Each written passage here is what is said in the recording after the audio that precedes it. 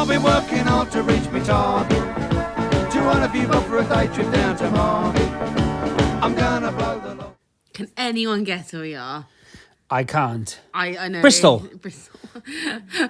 Close enough. Did you see the two COS models that just walked by us? Iconic. Like, if you didn't notice them, rewind back. Shades cool. of beige. Cool vibes.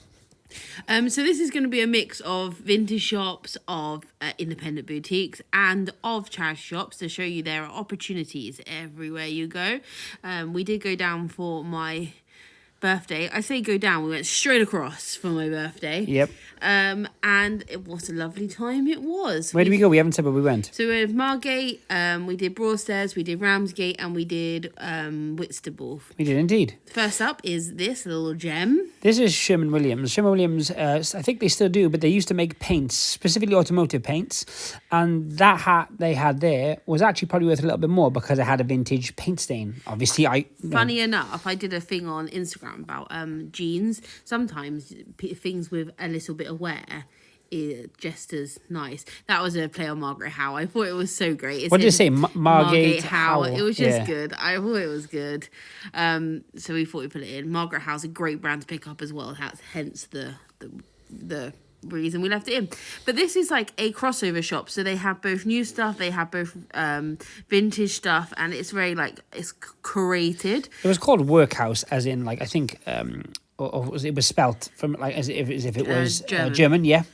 But go on, sorry. I think it's I wanted to leave this footage in because I actually think it's important to, in our game, especially if you're a clothing specialist, to keep up with trends and what people are wearing. And that's not necessarily like what is trendy. I'm talking like trends like workwear. Yeah, workwear, chore jackets, heavy Utility denims, wear? cottons, very Toast vibes, very Margaret Howe vibes. A lot of big brands, actually, whether they're high street or more luxury brands, are kind of using these kind of what do you call it? These kind of styles, if you will. Yeah, and I think to keep up with what people are doing and what people are wearing from all different perspectives. Like, for example, Margate's really cool. There were so many what I call hipsters, sort of yummy mummies. It's a very younger people, cool place to live. I agree. And it gives you a good insight to what's selling, what people are buying, what kinds of things to look out for. These are some Chloe shoes, £4.50 Chloe shoes. What a bargain. They did have an insole in, which we did remove for obvious reasons because it's absolutely minging. But these are the exact shoes here for $150. These were Vijas, however you choose to say that. Vija. The toe, if you look, was totally worn. Oh, hello, was totally worn, so we left them. But these were really cheap as well. We sold a pair recently. And I think we've got a pair in the store as well. They go really, really well if you can pick them up cheap. Yeah, great, cool, yummy mummy trainer brand. They're vegan. No, they do make a vegan version. They do. Yeah. So these are Allbirds. Allbirds are kind of like everyday comfort / running shoes. They did get banned on eBay. They are now, you can list them again. Why did they get banned? The resale of them got banned. I think it was mainly in the States, but I don't know. I've never sold it was something you couldn't sell, kind of. Yeah. All right, I'm with you. But yeah, these were wool, as you just saw with the comps. They go for anything between 50 and 70 or 80 pounds. Brand new, they're around about 110, 120, depending on the model.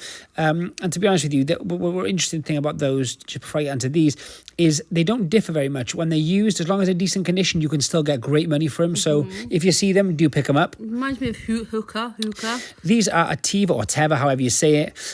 These are like a hiking shoe. Actually, some of the shoes can go for a lot of money. These look like they cost more than that. The sandals do really well. The tri-bar canvas sandals. Like the kind of Y2K looking sandals, yeah. They were really heavy on the good shoes here. The charity shops in Margate are hit and miss. Margate's a very strange place. Well, you just said it's quite hipstery, isn't it? Half of it's really cool and very like trendy and hipster and very like vintage shop, etc. Yeah, and then the other half is a little bit run down. If you're local, then I apologise, but it's not. The council are obviously putting a lot of money into the cool podcast side. Do you know what? I would actually say as well. You say I apologise. No, I'm originally from Cardiff. Most people know that, and they're a piece of Cardiff you wouldn't want to go like late at night. They're really rough places. It's not that bad. And they were I'm saying they're really rough. They're really nice places too. Everywhere has good and bad. I'm just saying it's an equal playing field. And I think that's all we noticed because we went from one extreme to the other. London's a great example again. It was funny. The closer the charity shops got to the old town, they call it, the better the stock got. I agree. So that's what you're saying. That's obviously where the council is aiming people and kind of spending the money first. Yeah. This is a great shop, right? So this is not like a resale shop. It's sort of a resale shop. Old school. I say old school, but like dress agencies are the traditional places to resell luxury. More older styles and kind of. This is like the cool kid version, like a Hypebeast kind of version. So you can see everything in here is pre-owned, even if it is new. It's technically had a previous owner. Yeah, they had some cool shoes. They had some cool fashion. They had some collectibles. We just thought it would be interesting to film. Everything from Off-White to released Jordans or Kobe's. They had a lot of different Nike stuff, predominantly Nike stuff. Clothing-wise, they had some real high-end brands like Margate, for example. They had some Tom Brown. They had some. It's good to reference the brands. It's good to like go in and learn brands, streetwear brands, cool brands that are hitting good money for in the pre-love market. I mean, these people have to pay rent and they have overheads, so they're exactly a bit more that expensive than traditional. But sometimes you can actually find things that they've missed or they slipped up on because they're pricing for the store and their customer. So it's always worth going to look for both resale and knowledge. The piece previously, which was kind of all the horse bits, which looked very kind of Hermès-y, was Comme des Garçons. A lot of people don't understand, but Play from Comme des Garçons, which is like the heart and with the funny eyes and stuff, that's actually a diffusion brand. That's like their cheaper version. Comme des Garçons can go for like hundreds of pounds. So if you ever see that, don't downplay it and think it's part of the Play range, unless it obviously is. Yeah. Speaking of cool things, I love these shoes. I know they're really controversial. I love them. So Margate, So these are from Margate. They're called a tabby, and basically that's the brand you're looking for. The original boots were like basically those boots there. This is a kind of comp for the shoe I just showed you. But even Reebok have done a Reebok Classic collaboration. They're iconic. If you ever find tabby boots, they're spelled TABI. They're always good money. One of the top boots for holding value, one of the top shoes for holding value is a tabby, Margate tabby. Like what would you say across the board the cheapest pair of boots you could find on? I can't even tell you. It's three figures for sure, and 150, but it's a good thing, maybe. like to reference these things as well. Like you could take you could take a Margate tabby, for example, and then go over to Vinted now and see what you can snipe. Of or course. Go onto eBay and see what you snipe. But if it's not something you traditionally find in your area in charity shops, there are other methods of finding these things. That was a Vintage Undertaker t-shirt. Everyone knows I collect vintage wrestling t-shirts. It was about kind of market value, so I left it. I would actually bought it because you don't find very many XL or double XL at decent prices. But once again, it was kind of regular price. This was cool, Marilyn Manson vintage t-shirt. Like I say, had quite a selection in this shop actually of different bits and pieces. It was very stylistic as regards like what they had, quite high-end brands and, even some of the more hipster stuff and some of the more hypebeast stuff. For example, there on the floor, if you notice, that's a brick. It's a Supreme brick. Believe it or not, for anyone who doesn't know, Supreme literally put their name on anything. That's that brick was released a few years ago, 2016, 2017, I think. It was an original release from Supreme in like 1998 or 1996 maybe. So I'm sure someone will correct me in the comments. I think it was 98. Anyway, the fact of the matter is Supreme, as everyone knows, they always kind of sell out. They have loads of collabs and limited edition releases. However, they always do random products. They've had like arcade machines. They've had sleds. They've had Swiss Army knives. We're entering cool kid territory now, and we went in a little sweet shop to get a pick-me-up, and we met someone wonderful. Oh my goodness, I was looking at you thinking how fabulous you were. No, you didn't. Don't tell fibs. Are you joking me? I looked at this hat and I was like, God, you look amazing. I was listening to your podcast. Did you do the podcast with Stephen Bartlett? Yes, I did. Yeah, I yes. was listening to that one. I was steaming clothes. Oh my goodness, that's so kind of you to say. For anyone who doesn't know, that is Holly Tucker. She is the founder of Not on the High Street. She has a great podcast with Stephen Bartlett. She also has her own podcast. She sold Not on the High Street for a few quid. But if you listen to her podcast with Stephen Bartlett, it's really great she talks business. Great She listening. talks about how it started, and she talked about how she built and founded the company. And not on the high street, just for anyone who doesn't know, it was one of the first kind of like Marketplaces. marketplaces for crafts, like which you'd sell yourself. And I know it's changed into something different now, and they have Yeah. different stuff since it's been sold, if you will. But originally, it was a marketplace for craft sellers in the UK and worldwide. When she opened it, it was the only other marketplace besides Amazon and eBay. Yeah, So in theory, because this was like 2004, 2010 or something So originally. in theory, It was a long time ago. She was reselling other people's businesses. Yeah, You see which what is- I'm saying? And actually, one of her claims to fame, if you listen to any of our podcasts, is the fact that she made 200 people who used to sell with her individual millionaires, which is Yeah. kind of cool. Yeah, The awesome. business sold, which Bethany did mention, or she kind of swiped over. She was sold for 156 million, so she did okay from it, and she's a very nice lady. Chump change. Chump change. Margate has loads of really great vintage shops. So if you're into vintage, if you're into decor, if you're into quirky stuff, if you Yeah. resell any of those things, there's so much to find. There's so much to rummage around. There's so much to look at, if that makes sense. Where whatever your niche is or whatever your shop, you have in your shop. Even this, you walk through the door and there's a Burberry's vintage cashmere coat, cashmere and wallet was, and once again, I think it was about £60 or £70. But you can sell them for like 250, 200, depending on the item and depending on the size. Look at this. This is great. This is like a OG, like a vintage antique.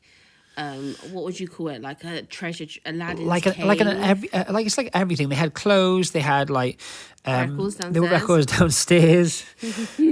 I smile because our little one mentioned that someone we know would love that store. So because of the records, which made me think of that. Anyway, there she is. They had like everything of everything, didn't they? Yeah. So what I'm saying, everything was cheap. There's opportunity everywhere. And I know So nothing don't about just- this stuff, yeah. Don't just cut it at the charity shops. Like, if you do something new this week in terms of sourcing, especially now that boot sales are coming to an end, or becoming less, try a vintage shop.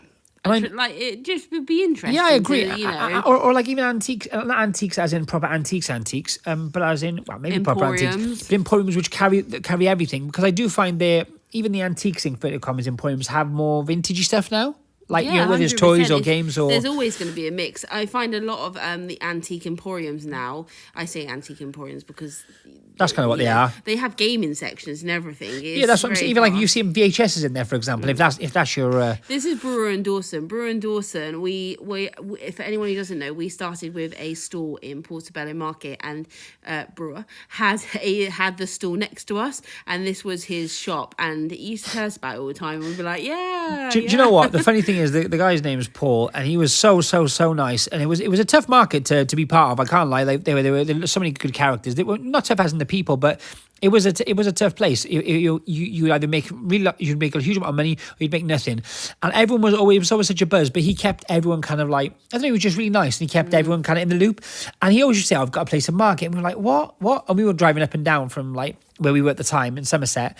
And I've got to say, he came up with some amazing stories, and his story is amazing. He has some great pieces, and he has some side vintage. But he's actually going off on a tangent. He dresses like people for the Brits. He dressed people for movie premieres. He styles basically. They've got an archive. This isn't their archive. This is No, their this kind of is everyday their shop. vintage. But they have an archive of like specialists, like rare pieces, vintage pieces. This was a lot of chore jackets, showing basically that chore jackets are still very much a big seller. Yeah. Obviously, they're They're like the new black band T-shirt, if you ask me.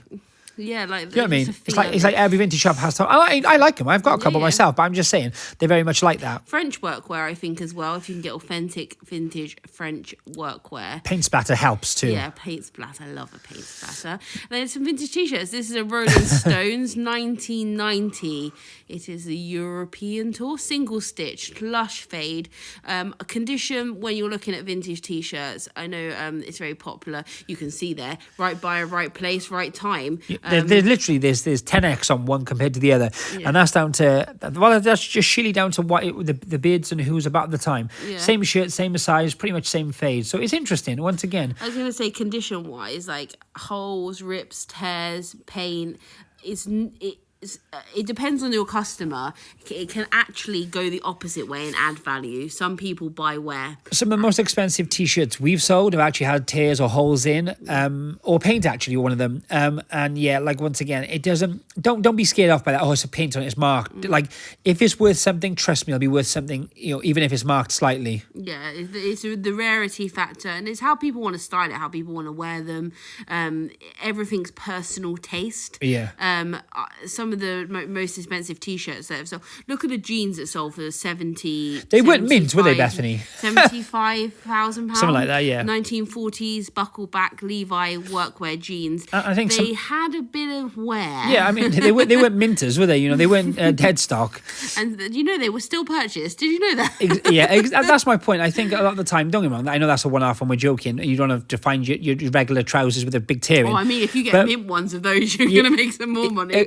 Exactly, but it doesn't mean that there's no money to be made in stuff with holes in. That's kind of what we're getting at least. I think that's what we're getting at. This was cool. Bethany noticed this, and I didn't realise till she mentioned it, but go on, tell me what that is. If anyone's seen... There it is. What's the programme called? It's with Alan Carr. Alan Carr, a great British interiors competition-y thing. They go and basically change people's shops or cafes or restaurants, so they're more like... I'm really into design and stuff, so I watch it just purely to judge people's taste.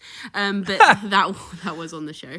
Alan Carr's funny too. He is very funny. So that was Margate. A bit different than our normal video. Obviously, it wasn't like shredding the bargains as we're normally into. But I wanted to. It's sort of an extension of our podcast and show you that there's different places to source. And also, we do like to look different places, and why the heck not? Yes. Why the heck not, Austin? Bye bye.